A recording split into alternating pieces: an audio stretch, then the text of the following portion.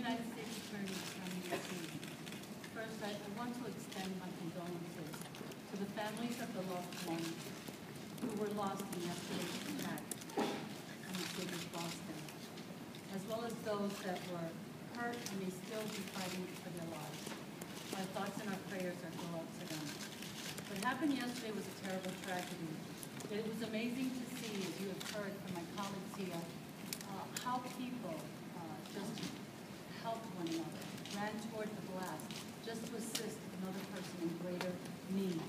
People who were just there for those that were hurt and in a dire situation. It was amazing to see how the city of Boston, people from around the world that were part of yesterday's Boston Marathon, helped one another, consoled each other. There are so many moving parts to an investigation such as this, and I can't begin to thank everyone who has been involved. Law enforcement, medical professionals, emergency responders, and really just regular citizens who became heroes yesterday.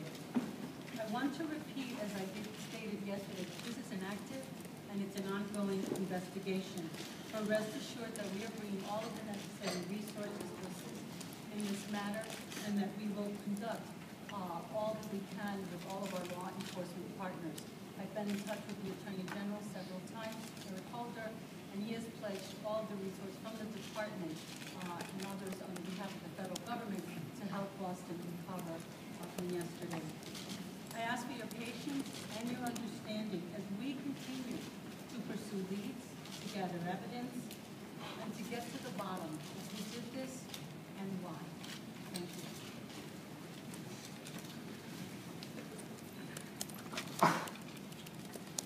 Good morning. My name is Ed Davis. I'm the Police Commissioner for the City of Boston. We are in the process of securing and processing the most complex crime scene that we've dealt with in the history of our department. We are doing that under the direction of the FBI and in partnership with the ATF. We've secured the perimeter with the members of the National Guard and the Generals here. I'd like to thank the people who are working closely with us. We received offers from assistance from Chicago, Los Angeles. UNIS have responded here from New York City and Baltimore. And we are working very closely with all of our partners on this complex investigation. I want to stress that the area around the crime scene, which yesterday was 15 blocks, has been reduced to about 12 blocks at this point in time. And we will continue to collapse that crime scene as the facts and circumstances make that available. We want to open up as many streets and get people into their buildings as quickly as we can. We're working diligently on that. But please be patient with us in the time that we need to process the crime scene. We expect that scene will go for another 2 days anyway, and people should make appropriate plans.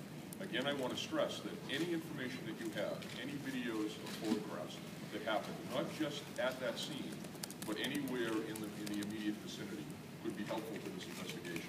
Our focus is on processing that evidence right now, and we're looking forward to working with our partners to bring the individuals who are responsible for this heinous crime to justice. Thank you.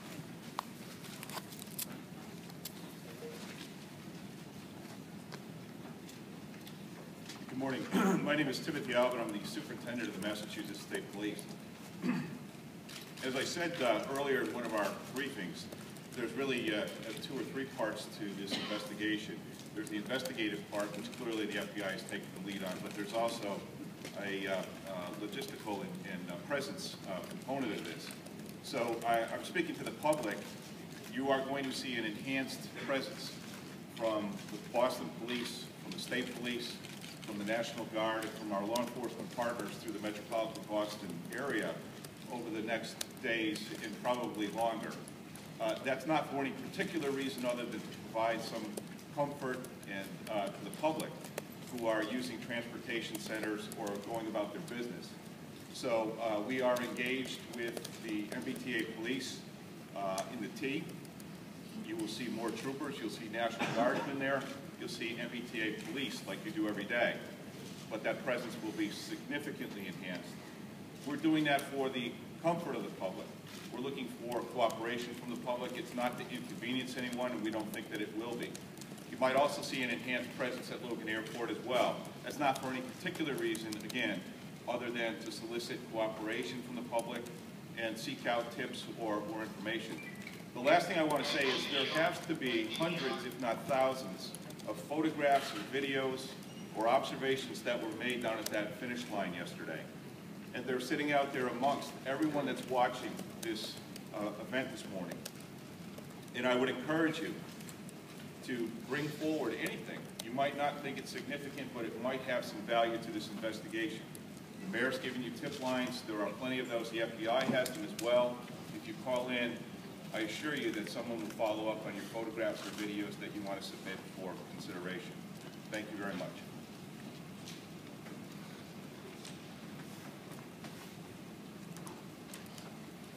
Good morning. My name is Daniel Conley. I'm the district attorney here in Boston. What occurred yesterday in Boston was an act of cowardice. While there will be an opportunity in the future, at the conclusion of this investigation, to officially define this act, make no mistake, an act of cowardice and of this severity cannot be justified or explained.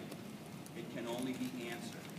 To that end, some of the finest investigators at the local, state, and federal level have been working through the night to not only conduct interviews and process the scene, but to ensure that those interviews are legally sound and that the evidence is recovered with the greatest care. At the same time, police and other law enforcement agencies have been actively working to ensure the safety of our city.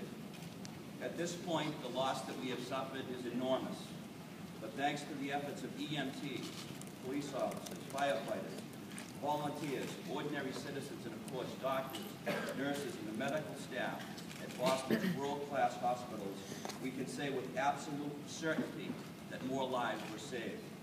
For this, we can all give thanks. In the days and the weeks to come, we will do our very best to keep the public and the media apprised and advised of the progress of this investigation and our work. It is important, however, for the sake of the victims and of this city, that our investigators be given the room to do their jobs so that the truth can be found and so that justice can be served. Moments like this and our response to them define who we are. In the past 24 hours, this city of Boston has shown its strength, its compassion, and its determination to see justice done. We're happy to take questions. We're going to try to take as many questions as you have. So maybe we'll just go from side to